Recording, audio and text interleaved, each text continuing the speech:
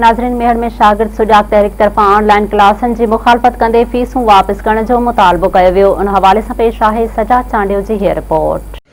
अस्सलाम वालेकुम नाज़रीन, नाम आहे सजाद चांडियो। नाज़रीन, कोरोना वायरस के करे तालीम खाते पर ऑनलाइन क्लासेस शुरू किया विया आहिनि, जिन जी मेहर में शागिर्दनि मुखालफ़त करे छॾी आहे। अचो त वधीक उन्हनि शागिर्दनि सां ॻाल्हाईंदासीं त उनजो छा चवणु आहे। उन में इहो आहे त कोरोना जे पस मंज़र में जेको ऑनलाइन क्लासनि जी हिकिड़ी नई वबा शुरू कई वई आहे, उन ते पाकिस्तान जे सभिनी शागिर्दनि खे सख़्तु एतिराज़ आहिनि। असांजा मुआशी वसीला ज़रिया हिकु त लुटिया विया आहिनि, ॿियो जेको ॿ टे रुपया असां वटि बचा आहिनि उहे ऑनलाइन क्लासिस में असांखां वरिता था वञनि। इहो आइन जो क़त्लेआम आहे, गैर आइनी कमु आहे, छो त आइन में असां पढ़ियो आहे त तव्हांखे तालीम 16 दर्जनि ताईं मुफ़्त ॾिनी वेंदी। ऑनलाइन क्लासिस हलाए करे असां सां ज़ुल्म कयो पियो वञे। पाकिस्तान जा 70% शागिर्द ऑनलाइन क्लासिस में सही नमूने से तालीम हासिल नथा करे सघनि। जेके भी यूनिवर्सिटियूं आहिनि पाकिस्तान में, उन्हनि पंहिंजी फीस वरिती आहे।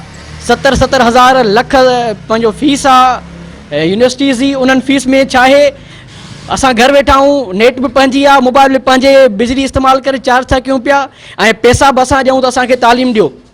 अगर को लेक्चरर आ 17 ग्रेड जो असांखे को ऑनलाइन सब्जेक्ट पढ़ाए तो पियो तो उनखां भलो, उनखे तमाम भलो PhD स्कॉलर उन साॻी टॉपिक ते ऑनलाइन यूट्यूब ते वीडियोस रखे तो पियो, त असां हुननि खे पढ़ण जा छा पैसा ॾियूं।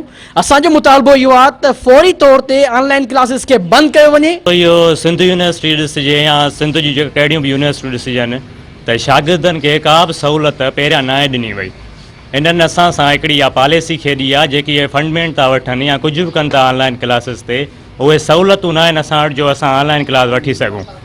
साॻे ई तौरु असांजे टीचर्स मां टार्चर करे रहिया आहिनि त तव्हां अचो लिंकुनि ते अचो ऑनलाइन क्लास वठो। 100 मां 25 शागिर्द अची ऑनलाइन क्लास वठनि था, उन्हनि ते बि असां बाइकाट करे छॾियो आहे। ईअं असांखे फीसूं बि असांखे पंहिंजूं वापसि ॾिनियूं वञनि। शागिर्दनि सां एॾी वेसाघाती, एॾो ज़ुल्म, उन्हनि खां पैसा वठी हड़प कया पिया वञनि ऐं क्लास हलाइण कोन था ॾिना वञनि। चवनि था ऑनलाइन क्लास हलायो, घरनि में वेही पढ़ो।